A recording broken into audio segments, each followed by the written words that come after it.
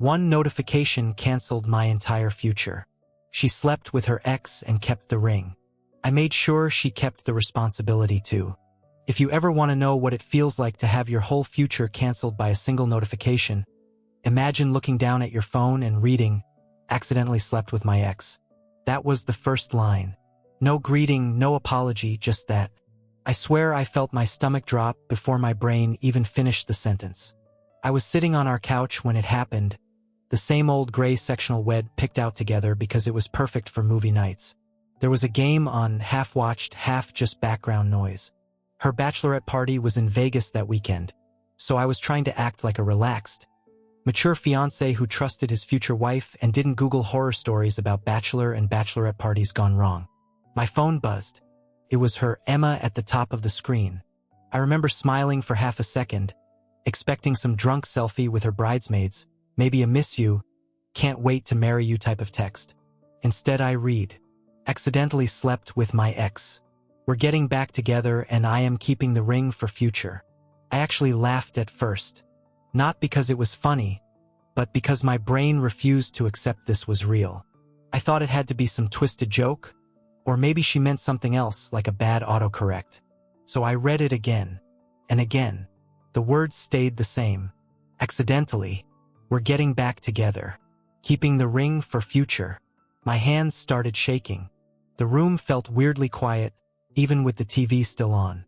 I could hear the hum of the fridge in the kitchen, the ticking of the clock over the mantel. My whole world was collapsing, and somehow the ice maker still thought it had business to do.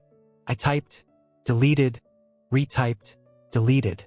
A dozen replies that ranged from full-on panic to begging to anger. I thought about calling her. I thought about calling her maid of honor. I thought about calling her mom.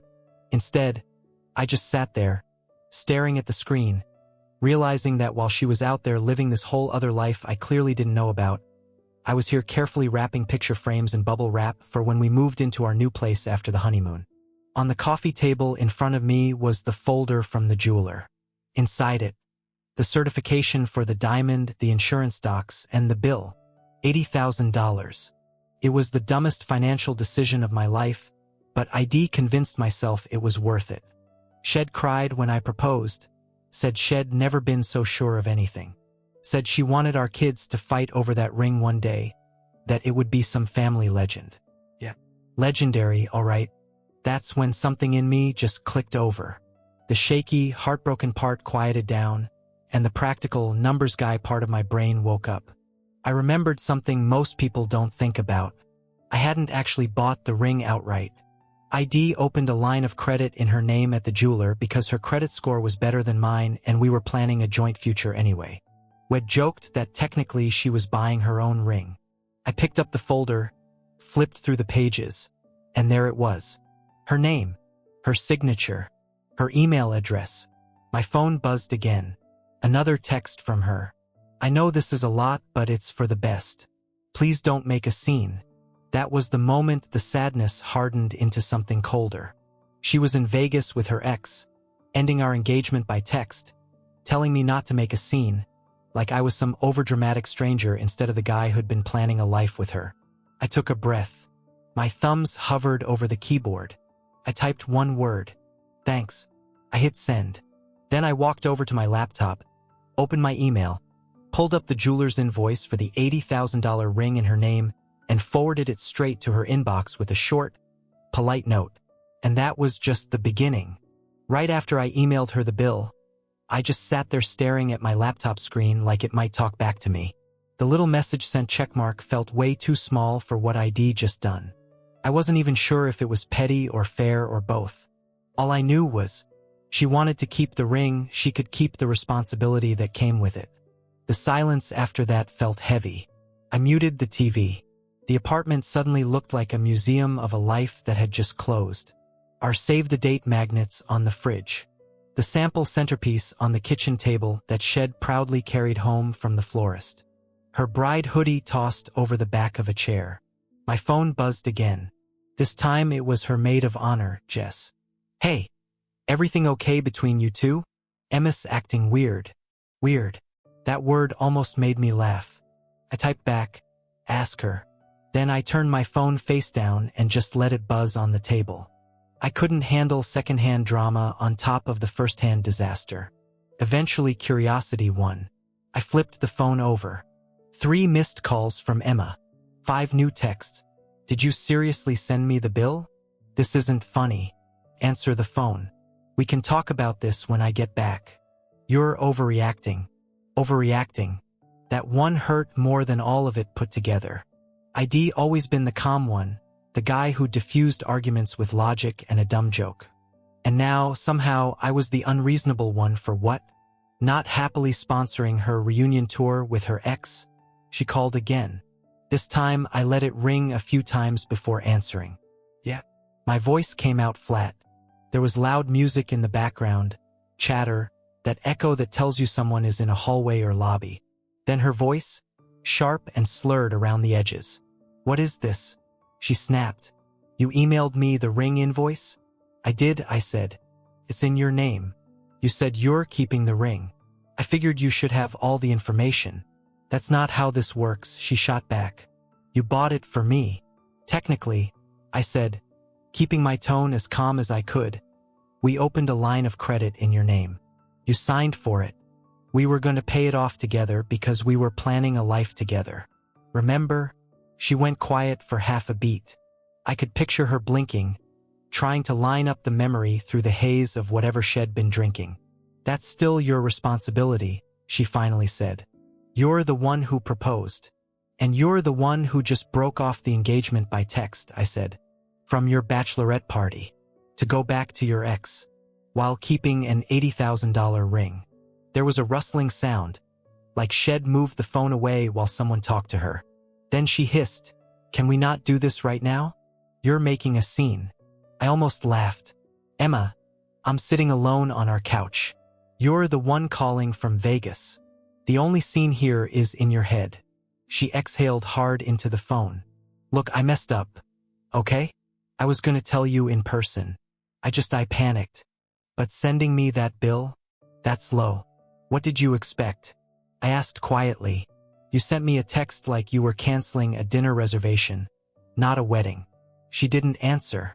In the silence, I thought about the first time we walked into that jewelry store, her eyes going wide at the rows of rings under glass. I wanted to give her the world. Now I just wanted my dignity back.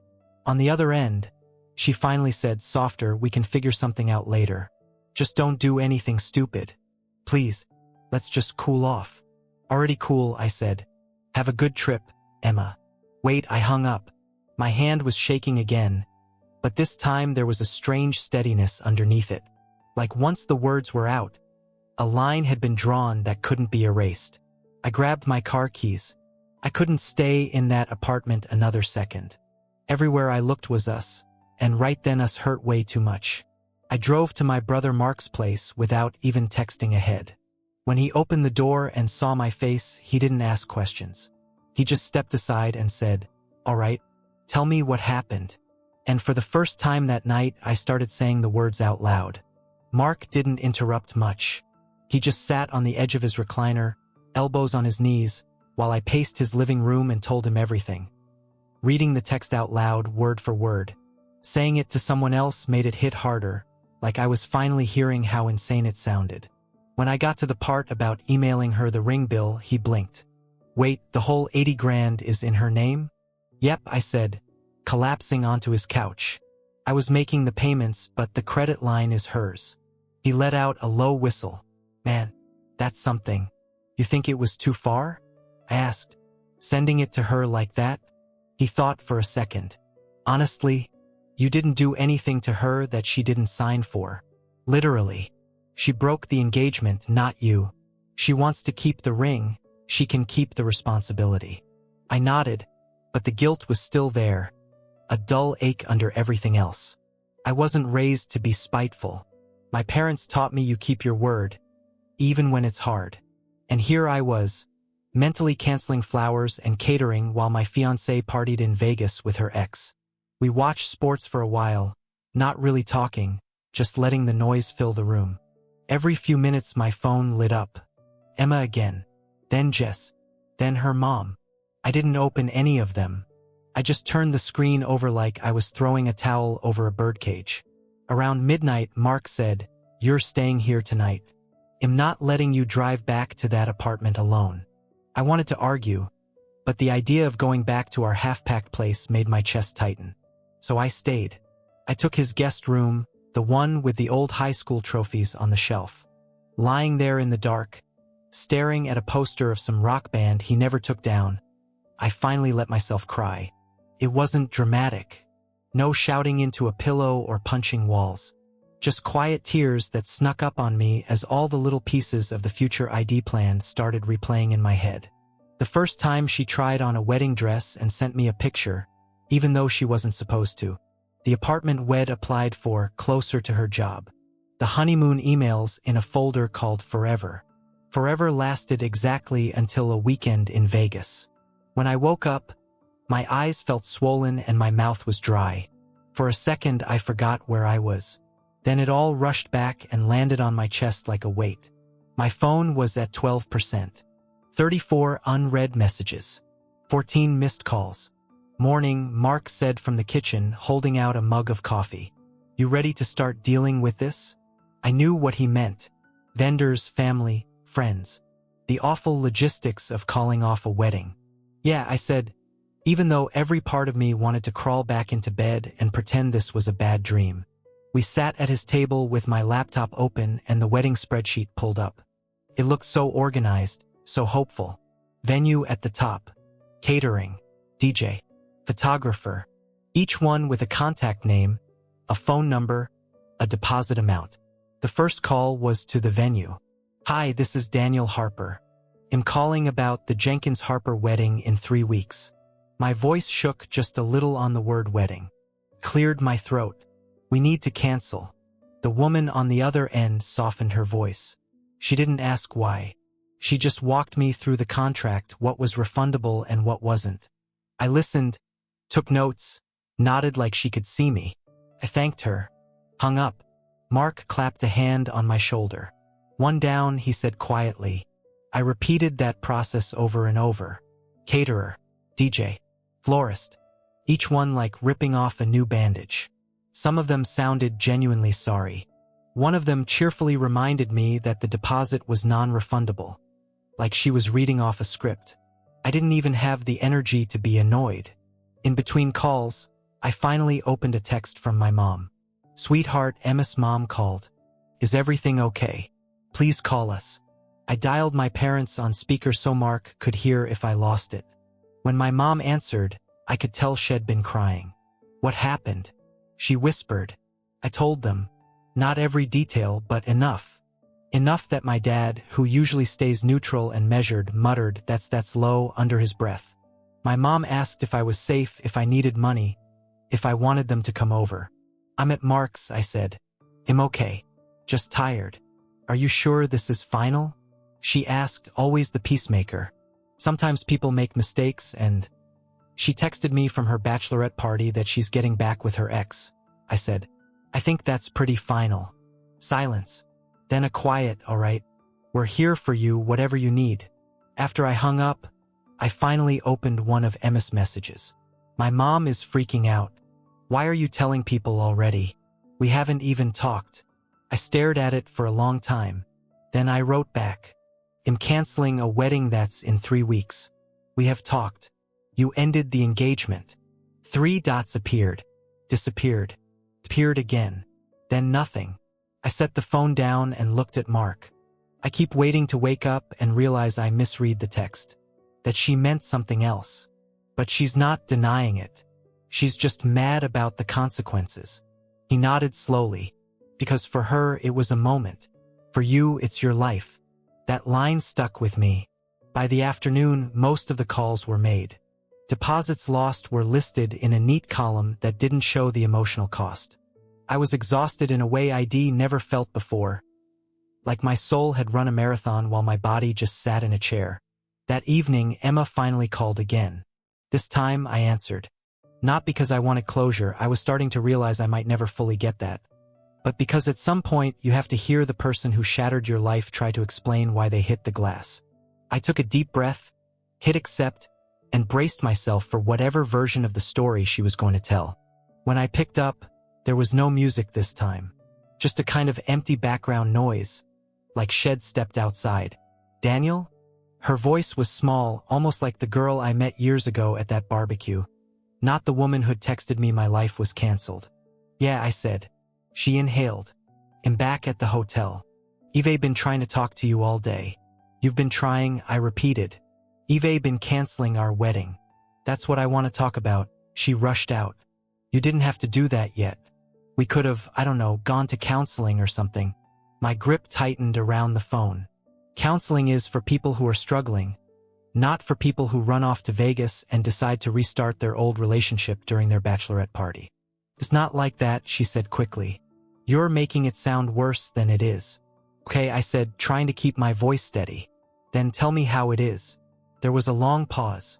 I could almost hear her arranging the story in her head. "We were at the club," she started. "Everyone was drinking.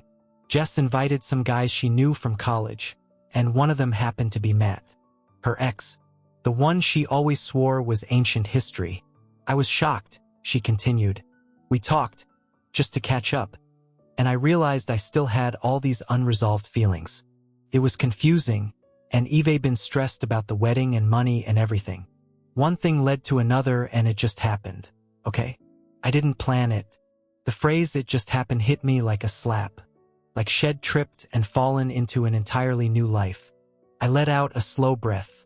"Emma, you had a choice. Several choices. You chose to drink. You chose to talk to him. You chose to go wherever you went with him. None of that just happens. You don't understand," she insisted. "With Matt, I feel like myself. With you, it's always responsibilities, planning, spreadsheets, budgets.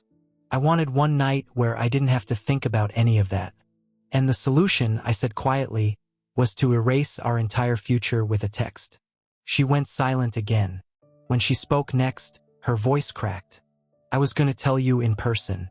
I swear." I freaked out. Jess was screaming at me, and I thought if I just ripped the bandage off, it would hurt less. "For who?" I asked. "Because from where I'm sitting, you ripped it off and then left me bleeding while you went back inside the party. That's not fair," she whispered. "You're acting like I never loved you." My throat tightened. "I'm not questioning what you felt. I'm looking at what you did." On the other end, I heard a muffled sob. For a second, instinct kicked in, the old instinct to comfort her, to say, "Well, figure it out." I'd done that 100 times over stress at work, fights with friends, family drama. But this time, I couldn't. "I'm sorry," she said finally. "I really am. I messed up. I know that.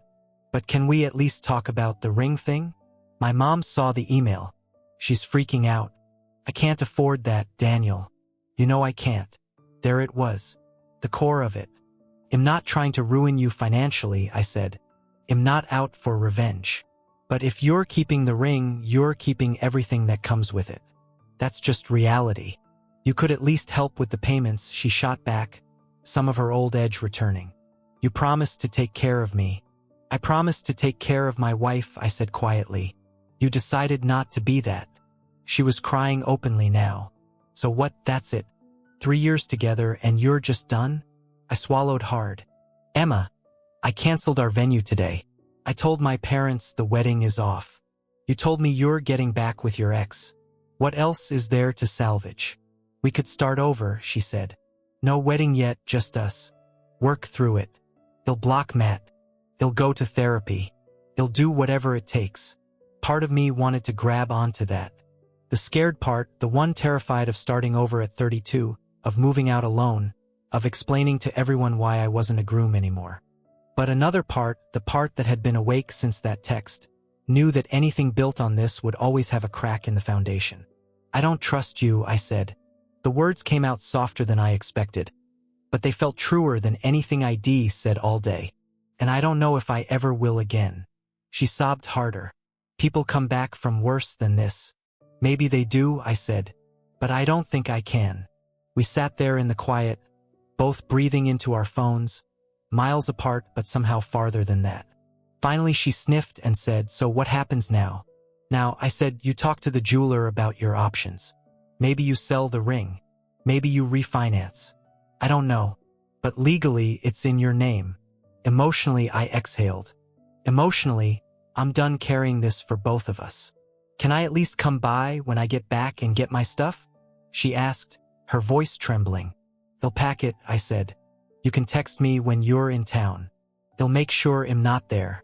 That feels so cold. She whispered. Cold, I repeated.